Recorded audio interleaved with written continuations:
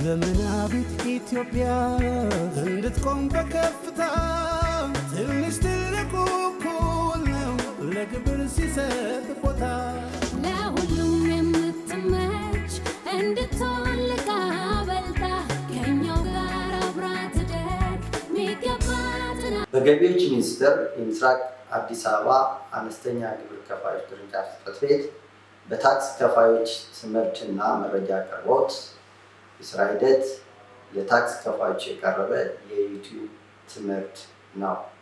የማቀርበውም በቅርንጫፍ ጽሕፈት ቤቱ የታክስ ከፋዮች ከፍተኛ ትምህርት ባለሙያ ፋንታሁን እባላለሁ። በዛሬው ዕለት የምንመለከተው ስለ ግብርና የግብር ባህሪያት ይሆናል። ግብር ማለት ምን ማለት ነው የሚለውን ስንመለከት ሀገራት ለዜጎቻቸው መሰረታዊ ፍላጎት ለማሟላትና ማህበራዊ አገልግሎት እንዲሁም ማህበራዊ ፍጆታ የሚውሉ ሸቀጦችን ለማቅረብ ከግለሰብ ወይም ከድርጅቶች ከሚያገኙት ገቢ ወይም የአይነት ጥቅም ላይ የሚከፈል የግዴታ መዋጮ ነው። ከዚህ ጋር የዜጎች መሰረታዊ ፍላጎት ስንል ምን ማለት ነው? የግዴታ መዋጮ ስንል ምን ማለት ነው? እንዲሁም ገቢ ስንል ምንድን ነው የሚለውን በአጠቃላይ ማየት እንችላለን። ታክስን የተለያዩ ሰዎች በተለያዩ መንገድ ይገልጹታል። ዜጎች ወይም የአንድ ሀገር ነዋሪዎች ለጋራ እድገታቸውና ለልማታቸው በፈቃደኝነት ወይም በግዴታ ለመንግስት የሚከፍሉት መዋጮ ነው ብለው ይገልጹታል። በሌላ መልኩ ደግሞ ግብር የስልጣኔ ወይም ለስልጣኔ የሚከፈል ዋጋ ነው። ከዚያ በተጨማሪ የእድገታችን የጀርባ አጥንት ወይም ዋስትና እንዲሁም የመንግስት ዋነኛ የፋይናንስ ምንጭ ነው ብለው የሚገልጹት ነው። በተለይ እንደ ኢትዮጵያ ላሉ ታዳጊ ሀገራት መንግስት ኢኮኖሚውን ልማት እንዲሁም ማህበራዊ አገልግሎት መስፋፋትና ለባህል፣ ለመከላከያ፣ ለደህንነትና ለፍትህ መስፈን ከፍተኛ አስተዋጽኦ የሚያበረክተው ከግብር ከሚያገኘው ገቢ መሰረት በማድረግ ይሆናል ነው። በተለይ እንደኛ ያሉ ሀገራት የፋይናንስ ምንጭ ነው ተብለው የሚጠቀሱት በዋናነት 3 ነገሮች ሲሆኑ አንደኛውና ዋነኛው ግብር ነው። ሁለተኛው እርዳታ፣ ሶስተኛው የብድር ነው።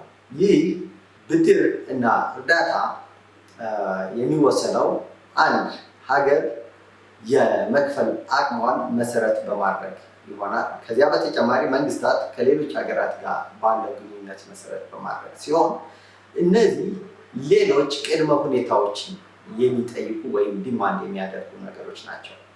አንዳንድ ሀገራት የራሳቸውን ፖሊሲ እንድናስፈጽም ተጽዕኖ የሚያደርጉና ሀገራት በራሳቸው ሀገር በቀል ፖሊሲ የኢኮኖሚ ፖሊሲ እንዳይመሩ ተጽዕኖ የሚያደርጉበት ሁኔታ ሊኖር ስለሚችል እንደገናም ሀገራት በራሳቸው ገቢ የራሳቸውን ወጪ መሸፈን የሚችሉ ከሆነ የሌሎች ተጽዕኖ እና ተግዳሮት ተካፋይ ሊሆኑ ስለማይችሉ ግብርን በአግባቡ መሰብሰብ እና የራስን ወጪ በራስ ገቢ መሸፈን የሚችል ከሆነ ከሌሎች ሀገራት ተጠማኝ ወይም እርዳታን እና ብድርን ላይ ዲፔንድ የምናደርገውን ነገር የሚያስቀር ስለሆነ ግብርን በአግባቡ መሰብሰብ ከፍተኛ ለሀገር እድገትና ሌሎችንም ማህበራዊ አገልግሎቶችና ወጪዎችን ለመሸፈን የሚረዳ ነው ብለን መውሰድ እንችላለን።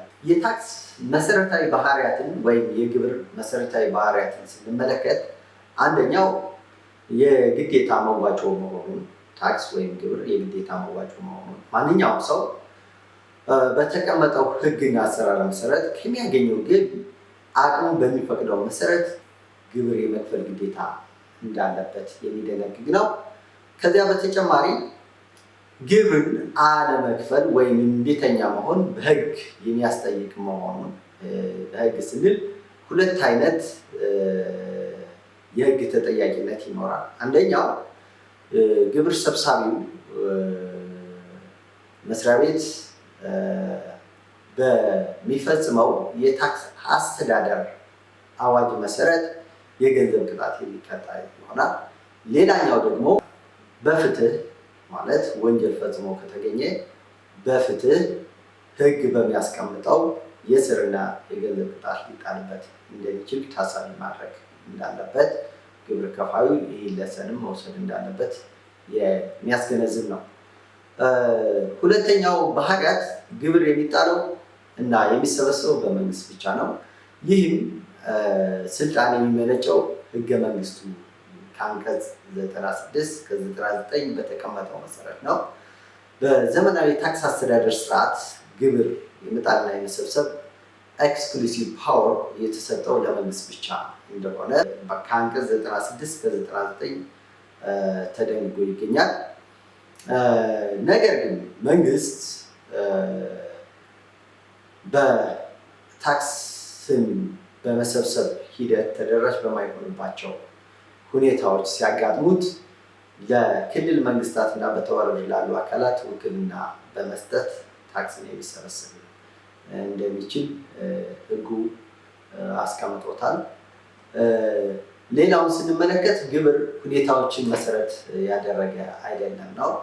ይህም ማለት ግብር ከመንግስት የተለየ ጥቅም ሲገኝ የሚከፈል እንዲሁም ሳናገኝ ስንቀር ደግሞ የምንተወው ጉዳይ እንዳልሆነ እና የምንከፍለው ታክስ እና መንግስት የሚሰጣቸው ጥቅሞች መካከል ምንም አይነት ግንኙነት እንደሌለ ታሳቢ ማድረግ መቻል አለብን። አንድ ሰው ግብር ስለከፈለ የተለየ ጥቅም ከመንግስት ማግኘት እንደሚጠበቅበት ማሰብ የለበትም። ሌላኛውም ዜጋ ግብር ማለት ገቢ ባለማግኘቱ ምክንያት ለመንግስት ግብር ባለመክፈሉ መንግስት ከሚያቀርባቸው አገልግሎቶችና ማህበራዊ ፍጆታዎች ተጠቃሚ እንደማይሆን መውሰድ እንደሌለብን እና ይህንም በዋናነት ግብር የምንከፍለው መንግስት የልማትና የመልካም አስተዳደር ዓላማዎችን እንዲያሳካ ለመደገፍ መሆኑን ታሳቢ ማድረግ እንዳለብን ይህ የታክስ ወይም የግብር ባህሪያት ያስገነዝባል። ታክስ የሚሰበሰበው በህጋዊ መንገድ መሆኑ ነው። መንግስት ታክስ የሚሰበስበው በተቀመጠለት ህግ መሰረት አዋጅ፣ መመሪያን፣ ደንብን እና ሰርኩላርን መሰረት በማድረግ ታክስን የመጣልና የመሰብሰብ ስልጣን እንዳለው ይገልጻል።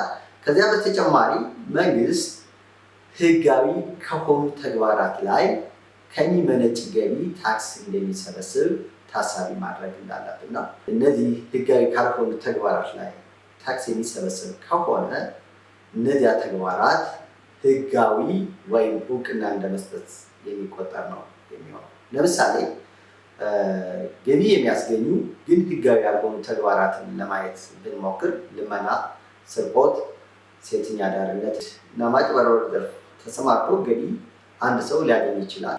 ካገኘው ገቢ ላይ ታክስ አይሰበስብም። ምክንያቱም እነዚህን ተግባራት ህጋዊ የማድረግ ስራ ይሰራል ማለት ነው ታክስ የሚሰበስብ ከሆነ። ቀጣዩ ባህሪያት ስንመለከት ታክስ የሚሰበሰበው ለጋራ ጥቅም ነው። ምክንያቱም ያው መንግስት ማለት ህዝብ ነው። ህዝብ በሚሰጠው ቮት መሰረት የሚመረጥ እና ህዝብን ወክሎ የሚያስተዳደር ነው።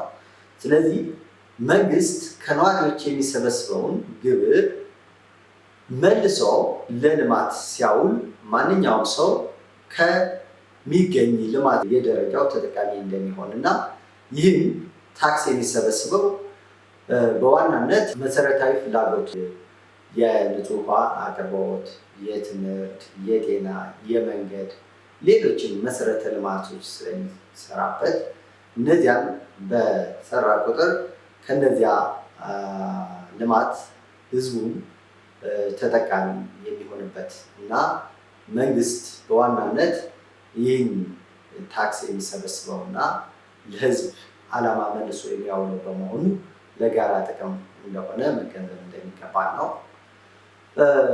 ሌላው ግብር የሚጣለው በተገኘ ጥቅም ላይ መሰረት በማድረግ ነው። ይህ ማለት አንድ ሰው ስራ ሰርቶ ገቢ የሚያገኝ ከሆነ ከሚያገኘው ገቢ ላይ አቅሙ በሚፈቅደው መሰረት ታክስ መክፈል እንዳለበት ይደነግጋል እና ባላገኘው ጥቅም ላይ ወይም ገቢ ላይ ታክስ መክፈል ግዴታ እንደሌለበት የሚያብራራ ታክስ ባህሪ ነው። አንዳንድ የታክስ አይነቶች እና ዓላማዎች የተለዩ ጥቅም የሚሰጡ ናቸው። ምንም እንኳን ታክስ ተቀዳሚ ዓላማ ለመንግስት የገቢ ምንጭ ማመንጨት ነው። ነገር ግን ከዚህ ባለፈ ዘርፈ ብዙ የሆኑ ፋይዳዎች እንዳሉት መገንዘብ ይቻላል። ለምሳሌ ኤክሳይዝ ታክስን ብንወስድ ገቢ ከማመንጨት በተጨማሪ ዘርፈ ብዙ ዓላማዎች አሉት። ይህም ስንል ህብረተሰቡን የሚገዙ ፍጆታዎችን ለመቀነስ ያገለግላል።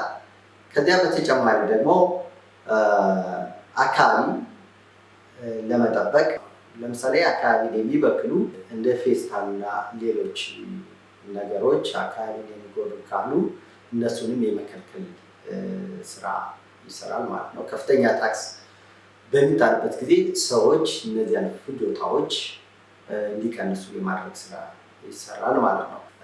ሀብቶች እንዲንቀሳቀሱ በማድረግ ለሌሎች ሰዎች የስራ እድል የሚፈጥርበትም አጋጣሚዎች አሉ። ለምሳሌ የቅንጦት እቃዎች ላይ ከፍተኛ ግብር በመጣል የቅንጦት እቃዎችን ከመግዛት ይልቅ ኢንቨስት በማድረግ ሌሎች ዜጎች የስራ እድል የመፍጠር፣ ከዚያ ባለፈ እነዚህን የቅንጦት እቃዎችን የሚጠቀመው ላይ ከፍተኛ ታክስ በመጣል የቅንጦት እቃዎች አጠቃቀም እንዲቀንስ የማድረግ ስራ መስራት ይቻላል። ስለዚህ ታክስ ገቢን ከማስገኘት ባለፈ ኢኮኖሚን በማረጋጋት የሀብት መደላድልን በመፍጠር ከፍተኛ ፋይዳ እንዳለው ለማስገንዘብ የሚጠቅም አንዱ የታክስ ባህሪያት እንደሆነ ማየት ይቻላል ማለት ነው። ሌላው ግብር አድሏዊ አይደለም የሚለው ባህሪያትን ማየት ይቻላል። ግብር የሚከፈለው በተገኘ ገቢና ጥቅም ላይ መሰረት በማድረግ በተቀመጠው የታክስ ምጣኔ ወይም ሰንጠረዥ መሰረት ማንኛውም ሰው ከሚያገኘው ገቢ ላይ መክፈል እንዳለበት፣ ቀጥተኛ ባልሆኑ ታክሶች ላይ ደግሞ በተቀመጠ ምጣኔ መሰረት የሚከፈል ነው የሚሆነው። ነገር ግን አንድ ሰው ባላገኘው ገቢ ላይ ብሔርን፣ ቀለምን፣ ሃይማኖትን፣ ጾታን መሰረት በማድረግ አላግባብ ግብር እንዲከፍል የማድረግ ስራ እንደማይሰራ እንዲሁም ከሕግ ውጭ ሙሉ በሙሉ ነፃ እንደማይደረግ የሚገልጽ ነው። ሌላው ግብር በዘመናዊ ታክስ ሂደት ውስጥ በገንዘብ መልክ የሚሰበሰብ መሆኑን የታክስ ባህሪያት ያስረዳሉ። ለዛሬው ይህን ካቀረው በቀጣይ እስከምንገናኝ ድረስ አመሰግናለሁ። ዘመናዊት ኢትዮጵያ እንድትቆም በከፍታ